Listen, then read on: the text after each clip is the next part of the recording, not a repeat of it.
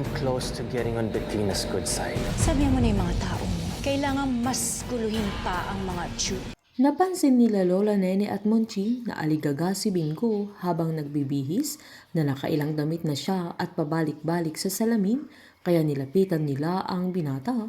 Sabay sinabi ng mamang niya na magdi-dinner lang sila ni Caroline. Sabay tinanong naman ng papi niya kung saan ang dinner nila dahil sobrang aligaga si Bingo. Napaisip naman ang binata na sabay sinabi niyang hindi pa niya alam kaya kinantsawan siya ni Munching na dapat alam niya lalo't first date nila ni Caroline. Sinaad pa ni Bingo na baka kailangan niyang tawagan lalo't siya ang nagyaya kaya dapat siya ang magsabi kung saan sila magkikita nang biglang maalala niya na parang batas si Caroline kaya dapat niyang tanungin kung saan niya gusto. Dahil sa kilos ng binata ay sinabihan siya ng mamang niya na date na talaga nila ni Caroline dahil natataranta na siya, sabay niyakap niya ang apo niya at masaya din si Munching dahil first time ni Bingo na makipag-date at first time nilang makita na ganun kasaya si Bingo. Habang balisa naman si Irene nang pagmasdan nila ni Snoop yung result ng PT niya, sabay tinanong pa niya sa binata kung sa tingin ba niya ay positive. Sinaad naman ni Snoop na hindi niya alam dahil dalawa ang guhit pero malawi yung isa. Sabay naguntugan pa sila nang parehas silang lumingon at sinaad ni Irene na defective yung PT na nabili niya kaya agad namang sinaad ni Snoop na bumili na lang sila ng bago.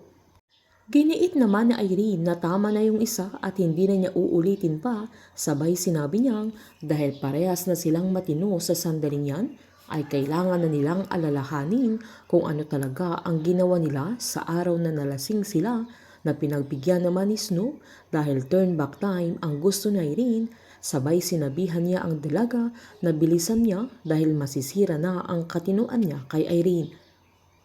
Una nilang binalikan kung saan iniwan ni Snoop yung alak na naalala din ni Irene na pagdating niya sa lugar ay may mga insektong sumusunod sa kanya na sila Tara ang tinutukoy niya kaya sinita pa siya ni Snoop na ganun talaga ang tingin niya sa kanila na mahihirap. Inulit pang binagsak ni Snoop ang sarili niya nang maalala niyang natapilok sa Irene kaya pumatong ang dalaga sa kanya, sabay niyaya niya sa Irene na ulitin nila dahil yun ang gusto niya pero mas lalong naasar ang dalaga at sinabi niyang ayaw na niyang ulitin ang bagay na yun kaya sinabihan siya ni Snoop na napakalabo niya at naalala pa niyang sinampal pa siya na Irene. Naalala ng dalaga na nalasing silang dalawa, sabay sinaad naman ni Snoop na binuhat niya ito na parang bigas na nagtaka naman sa Irene dahil hindi na niya maalala pero nanindigan si Snoop na ginawa niya yun at nag-thank you pa sa kanya, sabay sinabi niyang mas magandang lasing si Irene dahil mas mabait siya sa kanya kapag lasing ang dalaga.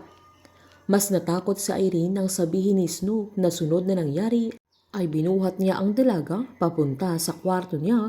Sabay nag-inarte naman sa Irene na sobrang mabaho sa kwarto ni Snoop kaya sinabihan siya ng binata na takpan niya ang ilong niya o wag na lang siyang huminga.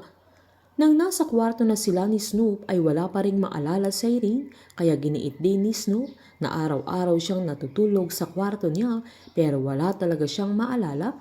Kaya sinabihan niya Irene si Snoop na mag-isip siya ng paraan para maalala nila kung may nangyari sa kanila o wala. Hindi inaasahan nila Snoop at Irene na mahuhulog din ang loob nila sa isa't isa. Painit ng painit ang mga tagpo, sabay-sabay po nating subaybayan ang advance episode ng Can't Buy Me Love dito po sa aking channel. Patuloy lamang pong manood at mag-subscribe para ma-update po kayo sa mga susunod na episode. Marami pong salamat.